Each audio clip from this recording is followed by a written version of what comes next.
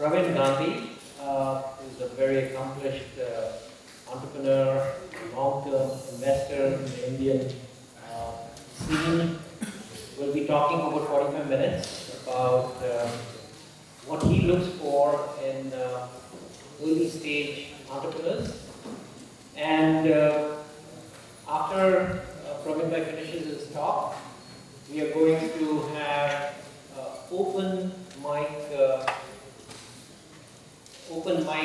forum, and about 25 or 30 of you have already gone ahead and submitted your ideas for different companies that you think you would like to build a business model canvas on and develop the idea into a full company. So I would, I'm going to just give an open mic so that whoever has these 20, 25 or more ideas, and even if you're not submitted, you can go ahead and come and pitch your idea. But you only have 90 seconds to pitch your idea and communicate to the class, what kind of makes you think this idea is something that is going to be very interesting to build a company on. So, you have about 45 minutes to bring your thoughts together while Pravinbhai Gandhi is presenting or giving his talk. But then it's an open mic, and I think I would strongly encourage everybody to go ahead and try and get a chance to pitch their ideas for 90 seconds. It's very important as a part of the entrepreneurship training to take opportunities to give a pitch for something that you believe in. So that's how the class is going to go, about 45 minutes for Pravinbhai Gandhi, and then another 45 minutes for the rest of the class to pitch their startup ideas. The second thing is more kind of administrative. There is an Excel spreadsheet for going up on each of the three different sections. And this Excel spreadsheet, we would like you to fill out your department, your phone number, your whether you're taking for credit or audit. And the reason why it's important is because we need all this information to get all the project teams together and so on. So it's very important that you fill it out right now. And there's also an announcement, electronic announcement that had gone out. So you can fill it out there if you don't get a chance right now. And if your friends are not attending the class today, then you can get them to fill it out on your email. Okay, so with that, let me kind of introduce. Yeah, let me give a few. So, Gandhi and I go a long ways back. For almost 20 years, both of us have been involved with this fostering entrepreneurship on a global basis. And for India, Pravinbhai was, our anchor. So, as you'll see, once he got his bachelor's in industrial engineering from Cornell, he worked in corporate, and then decided to start his own company called Hindtron, which joined up with digital equipment after about 15, 16 years. And after about 5 more years, he went into angel funding, which was, again, very, very new on the Indian scene. And then from angel funding, he formed the first seed fund. A lot of the US venture capital firms that came to India had no idea about how to connect with early stage entrepreneurs. So most of their investments were very, very late stage investments. Basically, family run companies that had grown to a significant run rate, were probably already profitable, already had a business, and they came in at a very late stage investment and helped it become professional, and then they could there's many companies, the US companies, but really the hard work and the more important work is really seeding early stage entrepreneurs. And that's the work that Pravinbhai Gandhi did. And hats off to Pravinbhai Gandhi for getting it going, and now you know that it's become a pretty significant mainstream activity on the Indian entrepreneurial scene. Lots and lots of companies have been funded to invest in early stage investment companies. He's had some amazing successes, which he'll be telling you about. So with that, I'd like to have Pravin Gandhi tell us, how he got started and what keeps him going.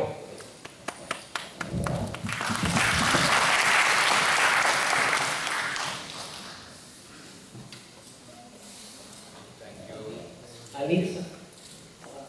Pravin Gandhi would like you all to ask questions during the presentation as he covers different areas. So I'm going to request one of you to come and be the mic boy. So can I get one of you to take the mic around?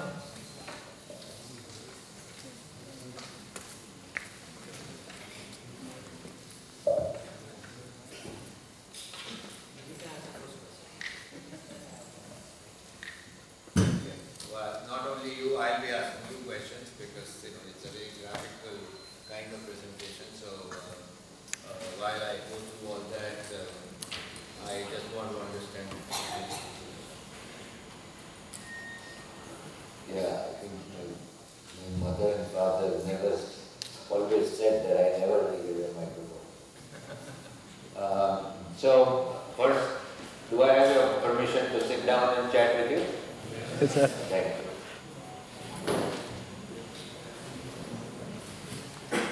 Okay, question number one. Those who can guess this right or are wrong can stay here. If they are right, then they have to leave this room. How old do you think I am?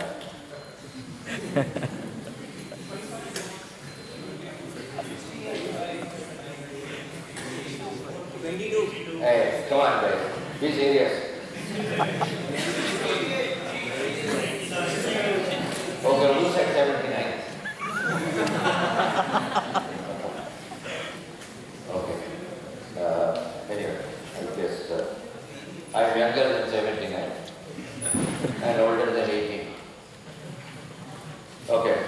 Well, Raj asked me to briefly talk about my journey as entrepreneur and whatever I did in my life that kind of changed my thinking about, I guess, drove me towards this whole business of investing. I went very young, I went to do my bachelor's because all parents at that time. Before that, I must give you a hint. The dollar rupee rate at that time was 4 rupees to a dollar. Now, that you have to guess as to what time that was.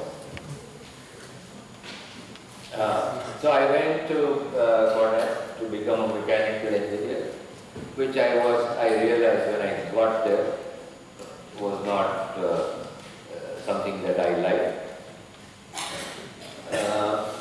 Some part of my life was sort of around destiny because in those days, Reserve Bank of India did not give foreign exchange for fees unless you were doing engineering and you were in one of the 5 Ivy League schools, plus Stanford and Berkeley. So it was 7 colleges that you could go to, and you must want to be an engineer. So anyway, I got there. I realized that that was not my thing, but then I had to be smart enough to figure out that how do I remain an engineer and still get my foreign exchange from India, because if I changed to a non-engineering course, I would, my dad would not be able to support me. So at that time they had just started something called industrial engineering, and which actually also science. So that's kind of my journey into business of computing. As I was telling Raj before when we were sitting, one of the things that kind of changed my life and sort of made me a different person was the opportunity that the American School Cornell offered me to do other humanities courses. So, for the life of me, I did sociology, I did psychology, I did history of art, things that I would not have even thought of if I had come to IIT or gone to IIM and so on and so forth.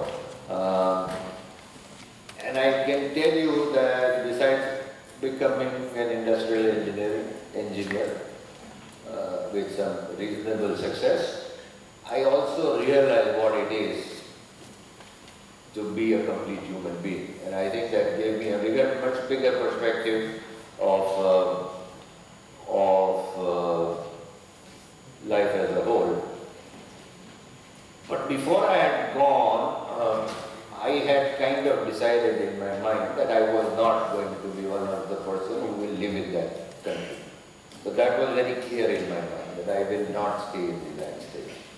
Because I had seen enough people who go there and then sort of, in those days they had to work harder to integrate. Unlike today, they had to work much harder to integrate within that society, and I said, I don't want to be a second-class citizen, so I will want to come back here and be a first-class citizen. So I said, okay, and having, of course, being a born Jew, it was always in my blood to want to be an entrepreneur. But some sense did prevail in me to say that, okay, when I go back, what do I want to do? Jump into some entrepreneurship, start a business and so on and so forth. Had I done that, I would have probably ended up, building something or doing something which was very traditional, being started an oil refinery or doing some manufacturing related activity, that because that was the business of the family. So I said that no, I want to be associated with computer science in some sense. Those were the days there was not a very prevalent environment. Only company that really to speak of was TCS. So I said to myself that before I become an entrepreneur, I must understand the other side of the fence, that what it is to be an employee, which will probably make me a better manager the day I become a boss of somebody, if I ever did. So that's what I did. I joined, I was one of the first 100 employees of TCS. Then changed. Then by that time I said that now I have done enough of computer programming and so on and so forth.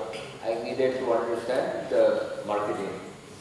So I went and joined the company at that time called Pravinbhai Gandhi, which essentially gave me an exposure to marketing. And it made me understand what it is to sell, what it is to market, what is advertising.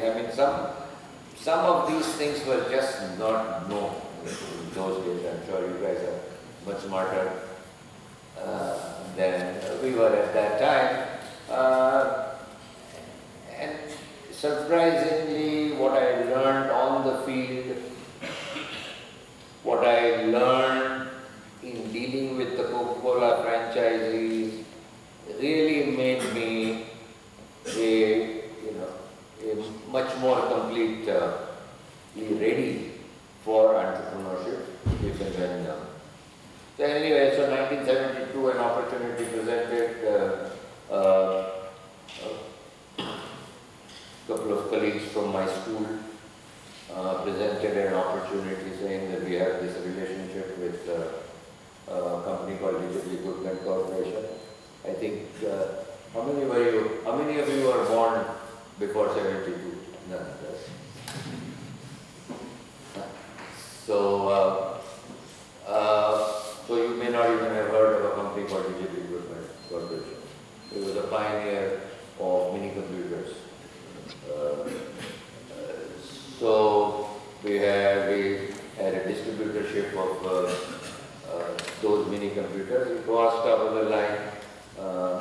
class mini computer at that time, and we grew and flourished and became the top distributor for any imported computers. So there was nothing being made at that time here.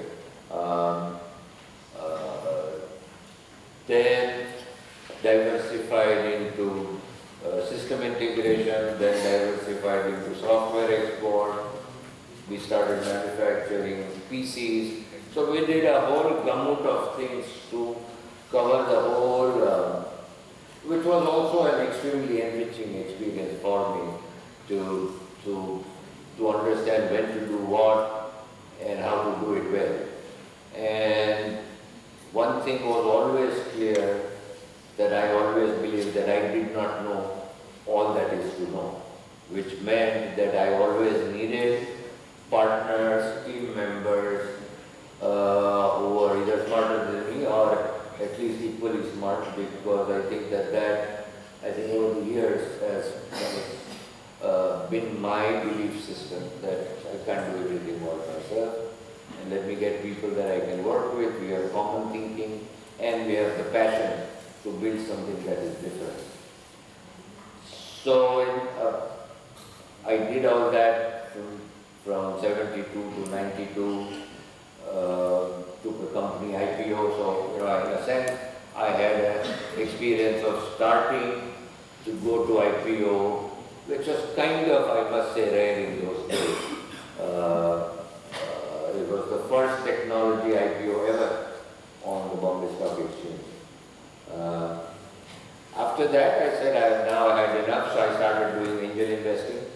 I did that till about 96, 97. And then many of my contemporaries who also were like Narayan Murthy, Pravinbhai, some of them who continued, but had sort of elevated themselves to more CEO, less operations role and so on and so forth, said that, okay, now we guys have some money and we have some time, we are doing all this angel investment. Why do we not pool in our resources and start a fund? We had no clue what it meant. We just said to ourselves that we are smart enough, having had this much experience, to pass on that knowledge to the new entrepreneurs so that we can be good mentors so that they can succeed. So to that extent, it was a philanthropic notion from whatever we had heard from Silicon Valley, people like Raj, Kanwal Rekhi, Shailesh.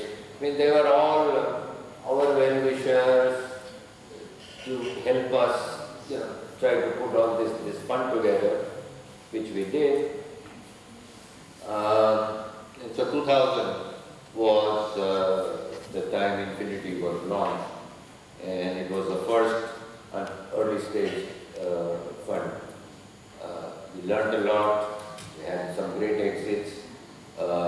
India Bulls, which you all know now, was one of our funded companies. India Games, whom you may have also heard of, was also one of our funded companies. And they were the two big successes for Infinity. After that, I think my partners in Infinity sort of decided that it was hard work working with all these entrepreneurs. We could then realize that, this is hard work. You have to be constantly on your toes to be advising. So it's not something that you advise people over the phone. And also, I think some of the stuff was changing, from services we were moving to internet and so on and so forth. They were not comfortable. So then I put another team together and started something called Seed Fund.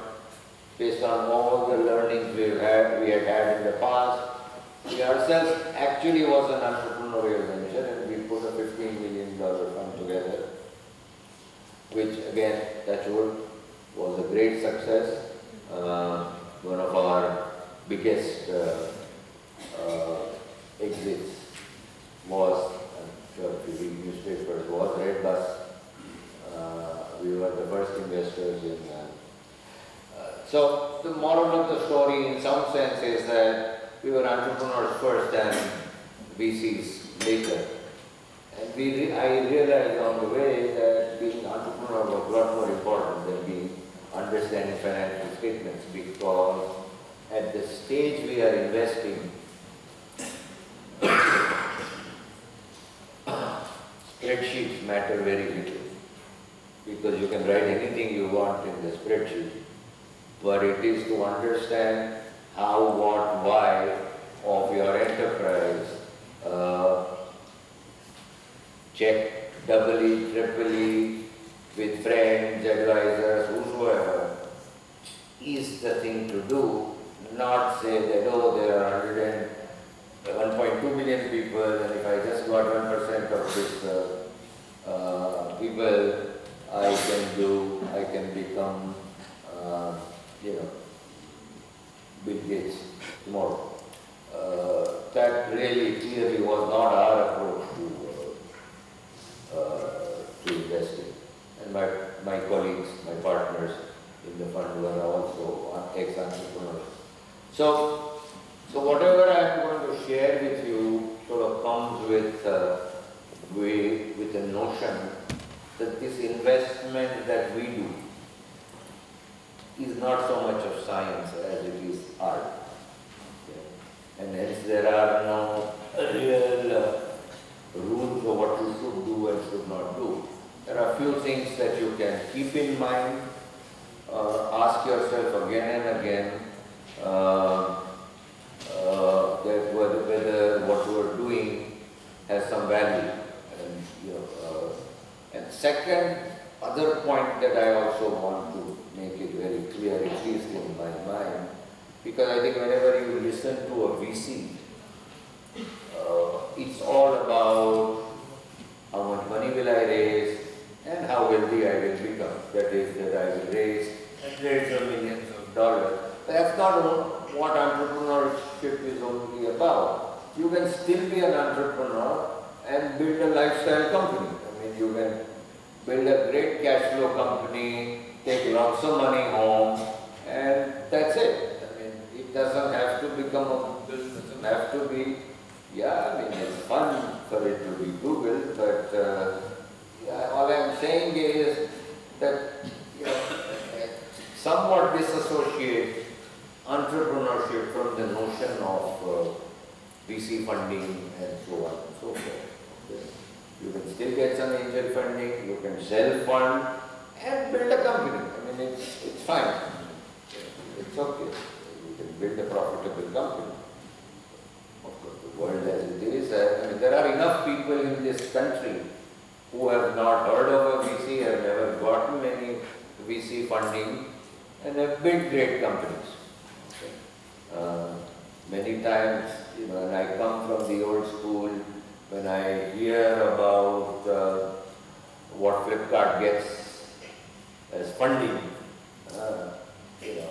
Dhirubhai Ambani actually made a refinery in that same amount of money, and which actually produced something rather than building. So, obviously I think things have changed and so on and so forth, but just be clear in your mind that it's not only about raising money. Yes, I think you have to think entrepreneurially and do the right thing, even if you want to make a company that succeeds without VC funding. Okay? So, because that is one of my concerns always is that when people come to present to us, we get into this debate about what the valuation should be. At that stage of the game when it's a piece of paper, there is no scientific way to do valuation. Okay? What I do want to do, people will sit and create a DCF analysis and say this is my value. But I can put any number because there is nothing. There is no revenue, there is no expense, there is nothing.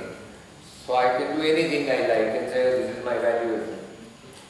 But what we do, because, and again, sorry to be repetitive, it's about the entrepreneur in us, that we have a certain level of trying to do is to make sure that while our venture economics work in terms of the ownership that we want in the company and so on and so forth, we want to make sure that the entrepreneur and the team don't lose respect for themselves. We don't want to appear as if we are looking down, we are doing you a favor. It is a game that we will all play together, because without one or the other, there is going to be no winner. Okay? So, first advice is don't focus on valuation. Focus on building value. And I am convinced in my life that valuation will automatically follow if that is the path you choose. I remember Red Bus, we made the decision in 1 week to fund that company. What was Red Bus at that time? Nothing. It was an idea which said, as against there were 3 other online travel agencies that had been funded with significant amount of money, which was in some sense a replication of an overseas model. That, yeah, you can go to internet and you can book your flights and do this, that and the other. But this was a very Indian need. The whole bus system was so fragmented that if I had to go from place A to place C, I can only book from place A to B, then hope that from place A, B, I can get to C. Somebody will give me a ticket.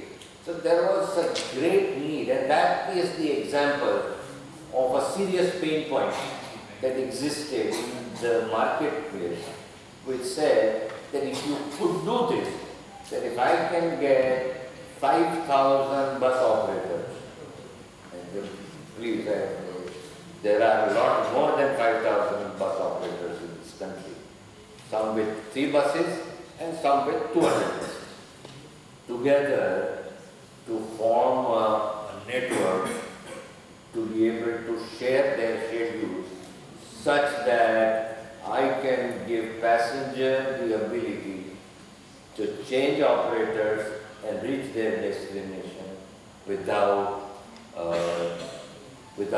any level of uncertainty. You may still have to stay overnight because there is no connection, but at least you know that you have to stay overnight.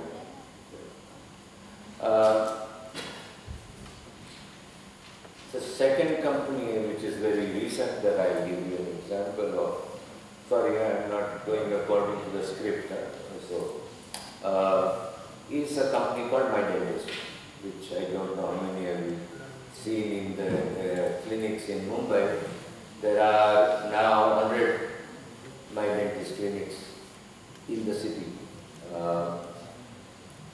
The notion was very simple, that this young boy who had run and graduate and so on and so forth, but the family was in the business of supplying dental equipment, thought that clinical dentistry is something that Indians don't care about. Why do they not care about? It's never been our, because we chew our pan and we do all things. We don't care about our teeth. As against, you can ask him, people go nuts about their dental appointments. So we said to ourselves that this is another opportunity, just like Red Bus, which is completely untapped. That there are of course dentists, but if I can build a brand and scale and take the clinics to where the people are. It was like a Coca-Cola. Coca-Cola, I learned, you must always have Coca-Cola available